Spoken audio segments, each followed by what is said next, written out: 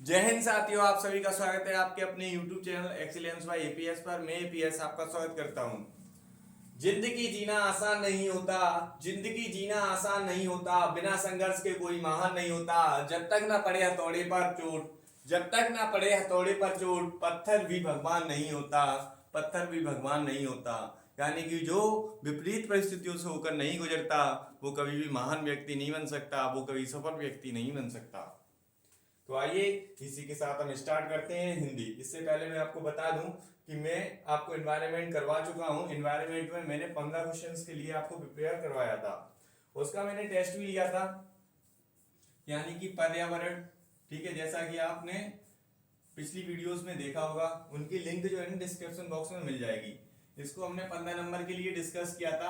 अब इसमें होता क्या है कि अगर आपने अच्छे से प्रिपेयर किया होगा तो आपके ये 15 नंबर कंप्लीट हो जाएंगे। ठीक है, अब इसी के जस्ट बाद मैं हिंदी करवा रहा हूं आपको। हिंदी में आपके 4 से 5 दिन लगेंगे और 15 नंबर आपके पक्के हो जाएंगे।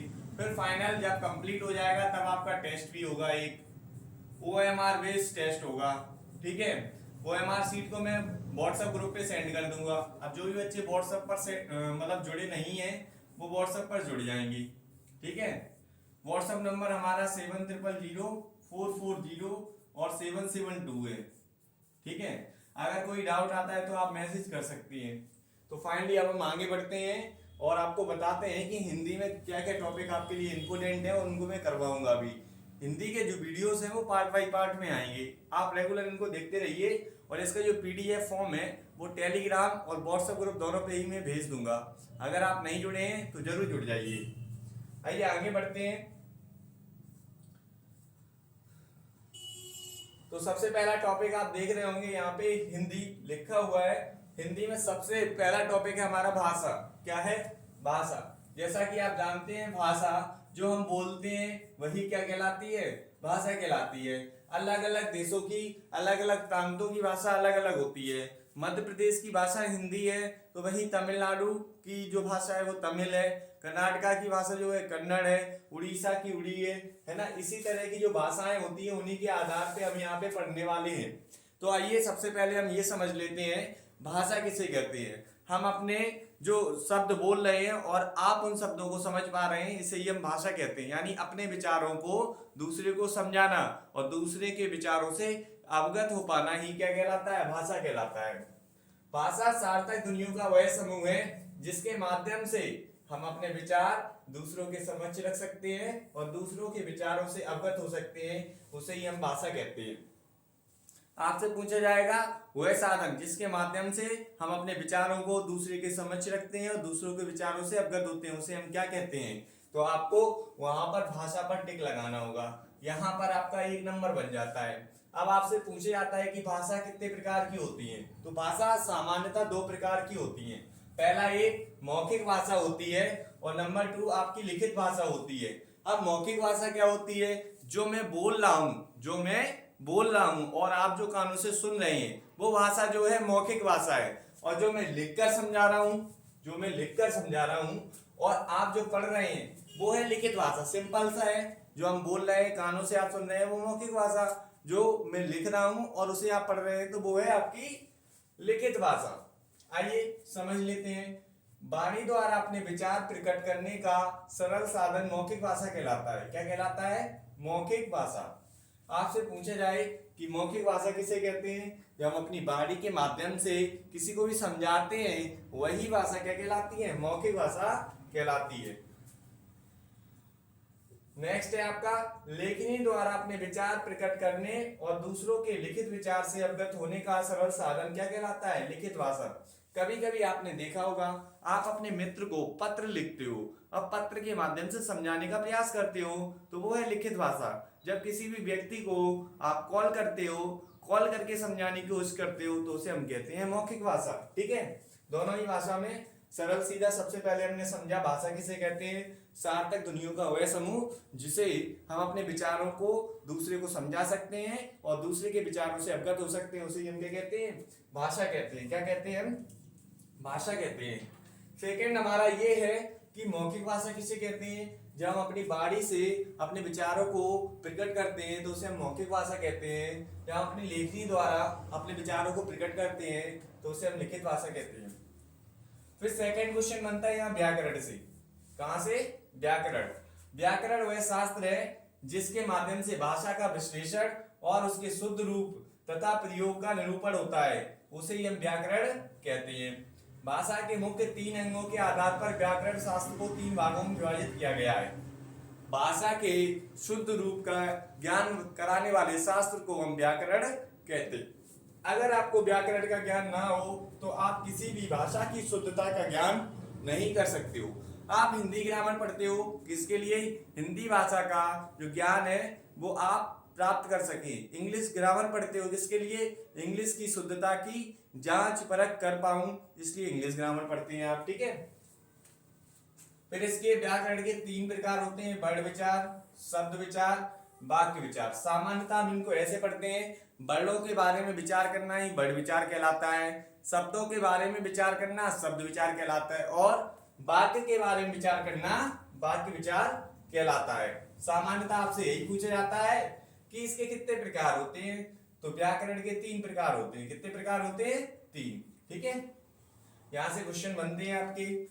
अब यहां से इंपोर्टेंट क्वेश्चन बनता है हर बार, है ना, आप लास्ट ईयर के पेपर देख सकते हो। वह मूल ध्वनि जिसके खंड ना हो सके उसे क्या कहलाती है? वर्ण कहलाती है। क्या कहलाती है? वर्ण। 2024 के लिए इंपोर्टेंट क्वेश्चन बनेगा यहां से, ठीक है। वह मूल ध्वनि जिसके और खंड नहीं किए जा सकते उसे हम क्या कहते हैं? वर्ण कहते हैं। जैसे छोटा ए, का, चा, ता, पा, रा। अब ये जो का से लेकर आप जो रा तक जो शब्द देख रहे हो, इन पर हलंत लगे हुए हैं। क्या लगे हुए हैं?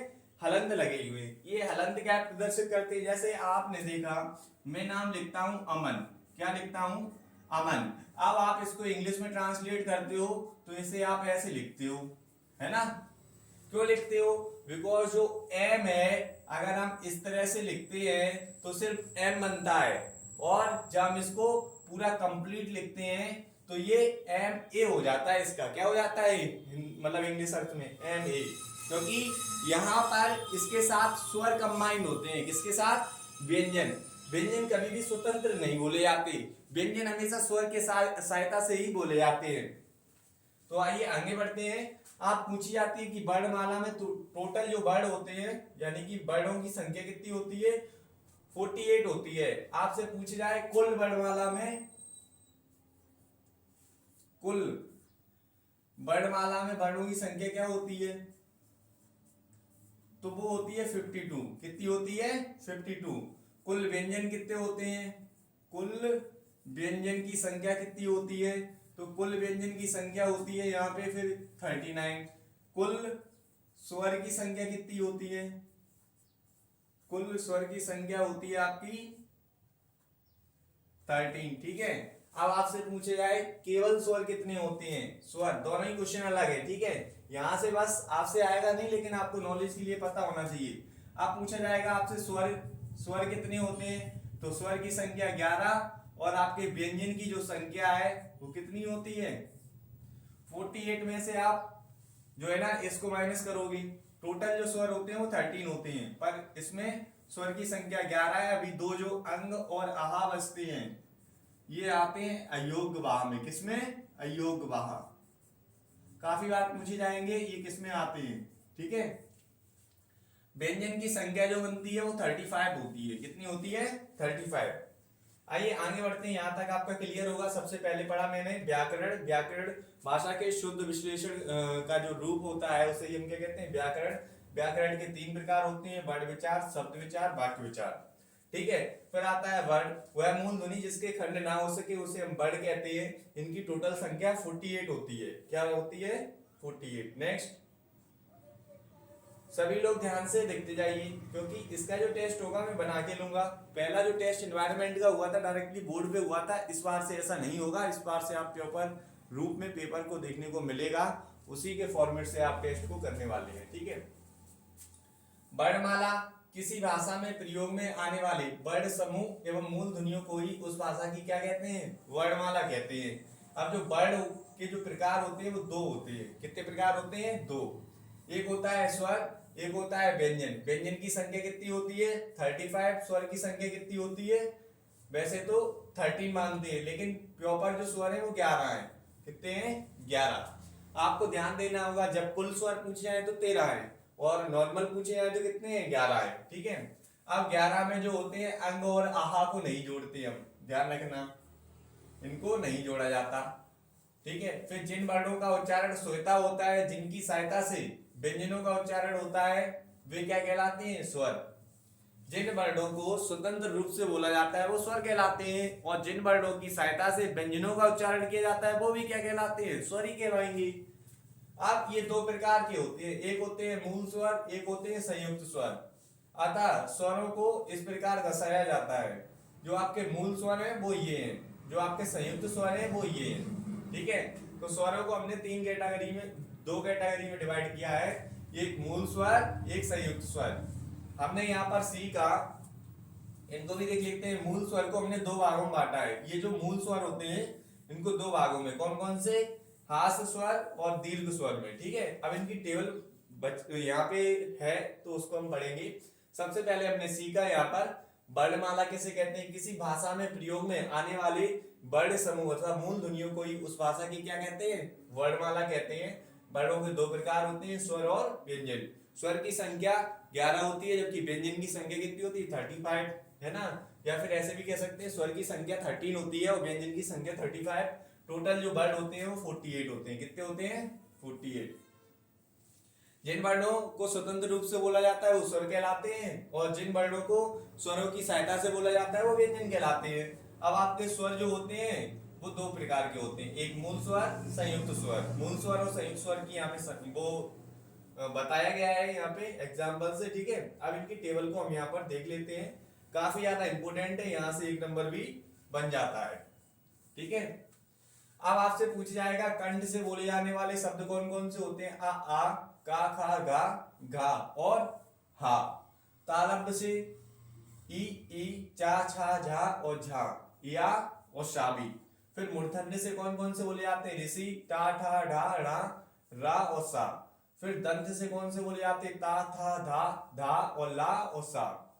ओष्ठ से यानी ओंठों से, छोटा ऊ बड़ा ऊ, पा फा भा और भा। इनका उच्चारण करोगे तो आप जो मैं ये बोल रहा हूँ ओष्ठ यानी ओंठों से बोले जाने वाले, जब आप पा बोलोगे ऊ ये ओंठ टच हो रहे हैं, बड़ा ऊ पा फा भा भा। अब आप देख रहे होंगे कि ये ओंठ टच होते हैं। नासिक से ला ला ना ना मा। दंत और ओंठ की सहायता से बोले जाने वाले शब्द दंतोष्ठ कहलाते हैं।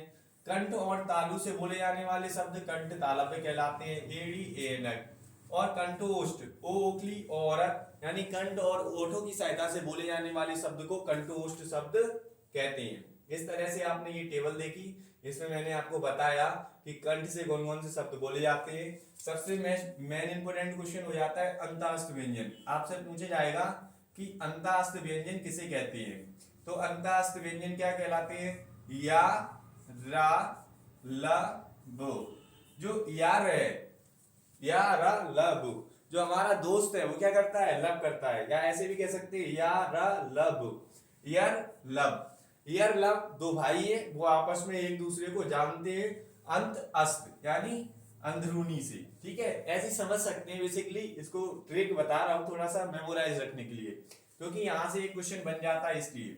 फिर आते हैं ऊष्म व्यंजन। क्या आते हैं, ऊष्म व्यंजन। अब ऊष्म व्यंजन क्या होते हैं, जैसे एक हा और बाकी जो बचे हैं 3 सा, यही क्या कहलाते हैं, ऊष्म व्यंजन कहलाते हैं। क्या कहलाते हैं, ऊष्म व्यंजन। आपको इसको ध्यान रखना होगा, बहुत ही ज्यादा इंपोर्टेंट टेबल है, क्वेश्चन हर बार बनते हैं यहां से। ठीक है, नेक्स्ट। फिर यहाँ पे आ जाते हैं ये शब्द जो अभी मैंने आपको बताए थे। सबसे पहले आता है कि जो वा का उच्चारण है इसका हम दांत और ओष्ठ दोनों की सहायता से करते हैं, इसीलिए इसे हम दंतोष्ठ कहते हैं।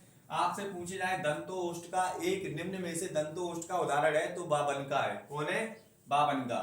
फिर एड़ी एनक का उच्चारण हम कंठ और तालु से करते हैं, इसीलिए कंठ तालव्य कहते हैं इसे।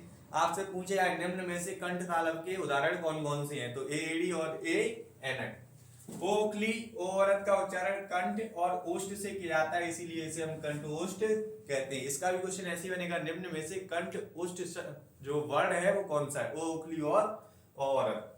अब फिर यहां से स्टार्ट हो जाता है सब, यहां से भी आपका 1 नंबर बन जाता है।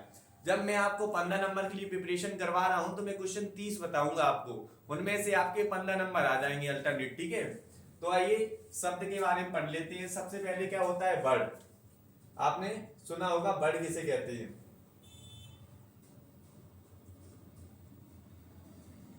सबसे पहले आ जाते हैं बर्ड को समझ लेते हैं यहाँ पे।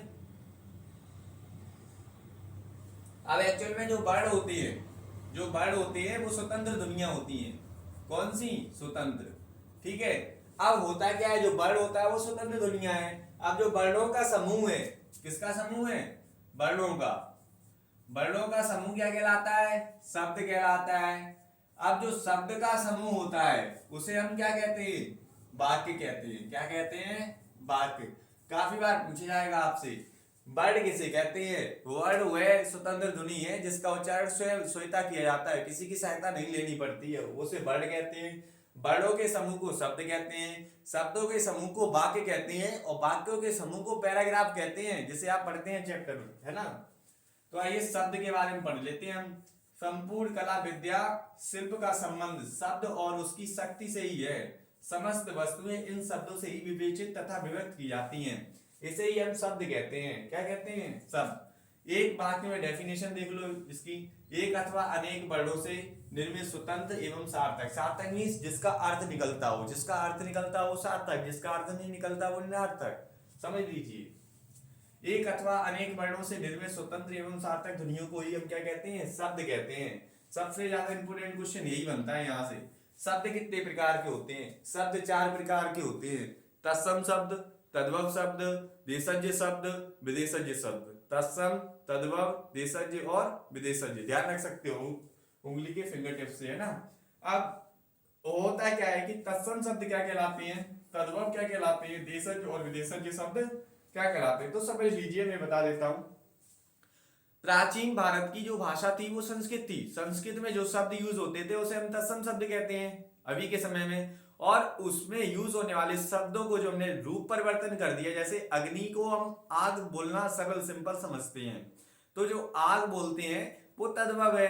अब जो देशज शब्द होते हैं, जैसे देशवाणी द्वारा लोग में प्रयोग में आ जाते हैं, जैसे पुष्पराज झुकेगा नहीं साला, ये आपने सुना होगा ये शब्द को, तो ये बहुत ज्यादा प्रचलित होता जा रहा है, तो ये हमारी वाणी में प्रयोग में आने लगता है, काफी सारे बच्चे इसका प्रयोग करते हैं। फिर आता है विदेशज शब्द। अब विदेशज शब्द क्या होते हैं, जो भारतीय मतलब भारत में नहीं बोले जाते, अन्य देशों की भाषाओं से उनका प्रयोग भारत की जो भाषा है उसमें हो रहा है, तो उसे हम कहते हैं विदेशज शब्द। यानी जिन शब्दों का स्रोत विदेशी भाषाएं रही हैं उन्हें हम क्या कहते हैं, विदेशज शब्द कहते हैं। इस बात को आप समझ लीजिए। तो आइए स्टार्ट करते हैं देशज और विदेशज के बारे में, ठीक है। सबसे पहले पढ़ते हैं हम तत्सम शब्द के बारे में, ठीक है। और यहाँ पर मैं यहीं तक करवाऊंगा आपको शब्द तक, फिर नेक्स्ट चैप्टर में हम संज्ञा को डिस्कस करेंगे और उसी में हम आपको सर्वनाम को भी डिस्कस एक साथ कर लेंगे, ठीक है। शब्दों के प्रकार पूछे गए, शब्दों के 4 प्रकार होते हैं, एक तत्सम शब्द, तद्भव शब्द, देशज शब्द और विदेशज शब्द। फिर आता है तत्सम शब्द किसे कहते हैं, संस्कृत के जो शब्द जो के तो हिंदी में आ गए हैं, तत्सम शब्द उसी के समान कहे जाने वाले शब्द हैं, जैसे परिपेक्ष है, प्रज्ञा है, रिक्त है। आपसे पूछा जाए आपको संस्कृत भाषा आएगी, आती है, आप कहेंगे नहीं आती है, मैं कहूंगा आती है। कैसे, 3 शब्द आते हैं मुझे संस्कृत भाषा के, एक परिपेक्ष है, प्रज्ञा है, रिक्त है, ठीक है। ये शब्द बता के आप कह सकते हो थोड़ी सी मुझे संस्कृत भाषा आती है, उसका प्रयोग करके भी बता सकते हो। फिर आता है तद्भव शब्द। तद्भव शब्द उससे उत्पन्न वे शब्द हैं जो संस्कृत शब्द से विकृत होकर हिंदी में प्रयुक्त होते हैं, जैसे पिता, हिंदी में हम बोलते हैं पिता, लेकिन जो संस्कृत में बोला जाता है पितृ, क्या बोला जाता है, पितृ से। फिर कन्हैया, कृष्ण से, कृष्ण से क्या बना, कन्हैया। कोकिला से क्या बना, कोयल। भातृजया से क्या बना, भौजाई। तो ये जो शब्द है वो तद्भव शब्द है। कौन से शब्द हैं, तद्भव, इनको ध्यान रखिएगा। फिर आते हैं देशज शब्द। कौन से, देशज, जिन शब्दों का स्रोत पता नहीं है और लोकवाणी द्वारा प्रयुक्त होते आ रहे हैं उसे हम देशज शब्द कहते हैं। जैसे तेंदुआ है, जूता है, बाहुनी है, कंडा है, ये सभी शब्द क्या कहलाते हैं? देशज शब्द कहलाते हैं और काफी बार आपके एग्जाम में आते हैं, इंपोर्टेंट भी है। ठीक है, फिर आगे बढ़ते हैं। हमने यहाँ पे सीखा तत्सम शब्द क्या होते हैं, तद्भव शब्द क्या होते हैं और देशज शब्द क्या होते हैं। हम समझने वाले हैं यहाँ पर विदेशज शब्द, तो इनको भी देखते जाइए। इसका जो पीडीएफ है आपको मिल जाएगा व्हाट्सएप ग्रुप पर। ठीक है, व्हाट्सएप ग्रुप को ज्वाइन जरूर कीजिए आप सभी बच्चे। विदेशज शब्द, वे शब्द जो अभारतीय भाषा जैसे तुर्की, अरबी, फारसी, पुर्तगाली, फ्रांसी, अंग्रेजी और चीनी आदि भाषाओं से आए हैं, उन्हें हम विदेशज शब्द कहते हैं। अब आपसे पूछा है तुर्की आती है क्या, आप कहेंगे नहीं आती है, मैं कहूंगा आती है। कैसे आती है? तो आप समझिए, जैसे तुर्की, कैंची, चाकू, डलिया, ये कौन से शब्द जो आप बोलते हो रोजाना डेली लाइफ में? कैंची, चाकू, डलिया। कैंची लाओ, सॉरी, चाकू और कैंची लाओ, मैं क्या करूंगा? डलिया बनाऊंगा। किससे बनाओगे? लकड़ी से बनाओगे भाई। किससे बनाओगे? लकड़ी से। या कोई ट्रिक है, ट्रिक है हमारे पास, क्या है? ट्रिक। अब आप कहोगे ट्रिक, ट्रिक फॉर तुर्की, तुर्की यानी कैंची और चाकू लाओ, मैं क्या बनाऊंगा? ट्रिक से डलिया बनाऊंगा। कौन से शब्द है ये? तुर्की। अरबी, अमीर लोग जो होते हैं वो हलवा कहाँ खाते हैं? अमीर लोग हलवा खाते हैं, कहाँ पे खाते हैं? महल में बैठ के खाते हैं। तो अरबी भाषा के जो शब्द है वो कौन कौन से हैं? अमीर और हलवा और महल। ठीक है, फिर फारसी भाषा के शब्द कागज, जिंदगी और जरूरत। हमारी जो जिंदगी की जरूरत है वो कागज है। कौन लोग बताते हैं? फारसी लोग बताते हैं। ऐसे एक कहावत भी है, पढ़े फारसी बेचे तेल, यानी कि जो फारसी लोग पढ़े होते हैं वो तेल बेचते हैं, ऐसी कहावत है। लेकिन हमें बस ध्यान रखना है कि फारसी जो शब्द है कागज, जिंदगी और जरूरत है। अंग्रेजी शब्द कौन कौन से? स्टेशन, स्कूल और रोड। जो चीजें हमारे लिए बहुत ही ज्यादा नीड है उनके जो शब्द हैं वो कैसे हैं? अंग्रेजी हैं। जैसे आप बात कर लो स्टेशन की, हमें जाना पड़ता है, और फिर रोड जो होती है रोड पे भी चलना पड़ता है, और स्कूल की पढ़ाई ना करो तो जिंदगी बेकार रहती है। ठीक है, तो ये जो आवश्यक जो वर्ड है वो अंग्रेजी भाषा के है। ठीक है, फिर आते हैं पुर्तगाली, अलमारी, अचार और कमीज। कमीज और जो अचार है वो कहां पर रखेंगे? हम अलमारी में रखेंगे। ये कौन कहते हैं? पुर्तगाली कहते हैं। सबसे पहले भारत में कौन आया था? पुर्तगाली आए थे। कौन आए थे? पुर्तगाली। और सबसे बाद में गया कौन था? पुर्तगाली ही गए थे। कब गए थे? 1962 में भागे थे यहाँ से, बजाया गया था जबरदस्ती। ठीक है, आए कब थे?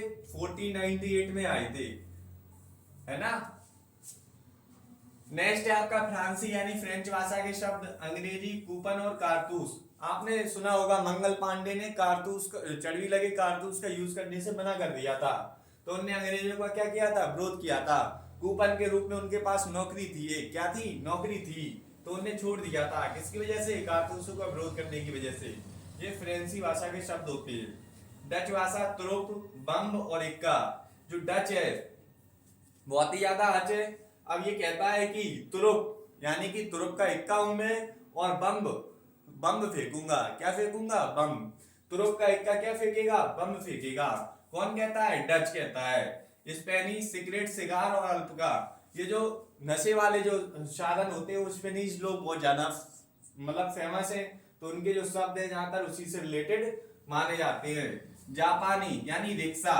जापानी, जापान को हम बूढ़ों का देश कहते हैं। किसका देश कहते हैं? बूढ़ों का देश, बिकॉज यहाँ की जो एवरेज एज है लगभग में 90 से 100 वर्ष मानी जाती है, और हमारे यहाँ जो भारत में जो एज वर्ष है रेशियो में मानी जाती है 70 से 80 वर्ष के लगभग। इसीलिए भारत को हम युवाओं का देश कहते हैं। आपसे पूछ जाए युवाओं का देश किसे कहते हैं? युवाओं का देश तो भारत को कहते हैं। किसको कहते हैं? भारत को। ठीक है, फिर चीनी। आपने सुना ही होगा कि जो चाय होती है, चाय में क्या डालते हैं हम? चीनी। या फिर चाय को हम किसमें पीते हैं? चीनी मिट्टी की प्याली में। और जो लीची होती है बहुत ही मीठी होती है। मीठी किससे? चीनी से होगी भाई। चीनी के शब्द कौन से हैं? लीची और चाय है। कौन कौन सी हैं? लीची और चाय। तो इस तरीके से हम समझ सकते हैं। हमने यहाँ तक सीखा। आगे का टॉपिक जो है वो हम आगे डिस्कस करेंगे, बहुत ही ज्यादा इंपॉर्टेंट है। आइए हम दोबारा से मेमोराइज कर लेते हैं एक बार, तो ध्यान से जरूर पढ़िएगा।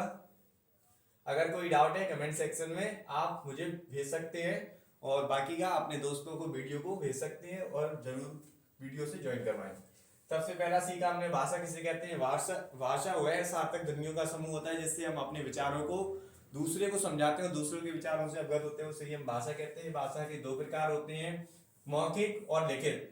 वाणी द्वारा अपने विचारों को प्रकट करने का जो सरल साधन है वो मौखिक भाषा है। लेखनी द्वारा अपने विचार प्रकट करने का जो सरल साधन है उसे हम लिखित भाषा कहते हैं।